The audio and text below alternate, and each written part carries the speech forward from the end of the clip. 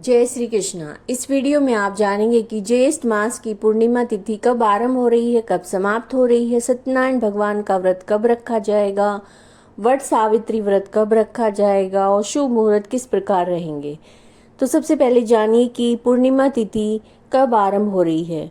पूर्णिमा तिथि का आरंभ 10 जून मंगलवार को 11:36 से हो रहा है और 11 जून बुधवार 1:13 पर तिथि का समापन हो रहा है।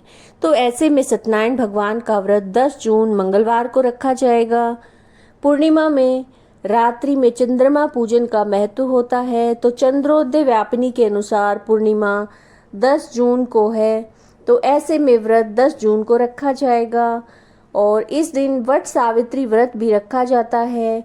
यह व्रत पति की लंबी आयु के लिए और दाम्पत्य जीवन में मधुरता के लिए रखा जाता है। इस दिन सावित्री ने सत्यवान को, जब वो घायल हो गए थे, तो पेड़ के नीचे लिटाकर और उन्हें पंखा झाला था और पंखा झाल कर शीतलता प्रदान की थी। तो ऐसे में इस दिन वट वृक्ष यानी जो बरगद का पेड़ है उसको पंखा झालने का भी रिवाज है।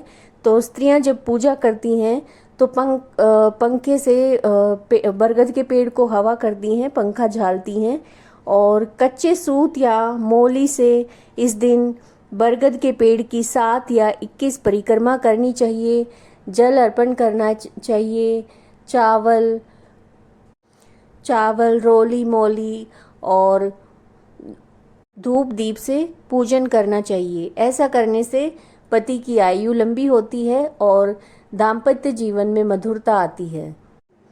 इस दिन सत्यनारायण भगवान का व्रत रखकर और व्रत की कथा इस दिन अवश्य करनी चाहिए। अगर आप व्रत नहीं भी रखते हैं तो भी इस दिन सत्यनारायण भगवान की जो कथा है वो आपको अवश्य करनी चाहिए। आप पंडित जी से भी करवा सकते हैं, आप स्वयं भी कर सकते हैं या मोबाइल के माध्यम से भी आप कथा सुन सकते हैं।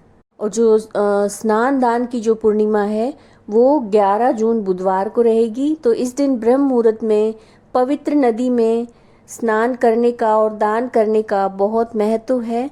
जो ज्येष्ठ पूर्णिमा है इस दिन माना जाता है कि इस दिन जो पवित्र नदियां हैं उनके जल में देवी देवताओं का वास होता है। इसे देव स्नान पूर्णिमा भी कहते हैं। जो ज्येष्ठ पूर्णिमा है इसे देव स्नान पूर्णिमा के नाम से भी जाना जा सकता है। लेकिन अगर पवित्र नदी या सरोवर में स्नान आप नहीं कर सकते हैं, ऐसा आपके लिए संभव नहीं है, तो ऐसे में आप जो घर में आपके अपने नहाने के पानी में ही थोड़ा सा गंगा जल मिला लें और उससे स्नान करें। इस दिन आप विष्णु भगवान, लक्ष्मी माता की पूजा करें, भगवान शिव और माता पार्वती का पूजन करें, सत्यनारायण भगवान के व्रत की कथा अवश्य सुनें और रात्रि में चंद्रमा पूजन करें, चंद्रमा को अर्घ्य दें। इस दिन जो सूर्योदय का समय है वो 5:44 है। सूर्यास्त का समय रहेगा 7:08। अभिजीत मुहूर्त का समय रहेगा 11:59 से 12:53 तक। और जो चंद्रोदय का समय है वो शाम 6:45 रहेगा। इस दिन पीपल के वृक्ष की, वट वृक्ष की, तुलसी के पौधे की पूजा बहुत ही फलदायी मानी गई है। ऐसे में दीप दान करना, पूजन करना बहुत ही अच्छा माना गया है। अगर जानकारी अच्छी लगी है, उपयोगी लगी है तो लाइक कीजिएगा, शेयर कीजिएगा, चैनल को सब्सक्राइब कीजिएगा। जय श्री कृष्णा।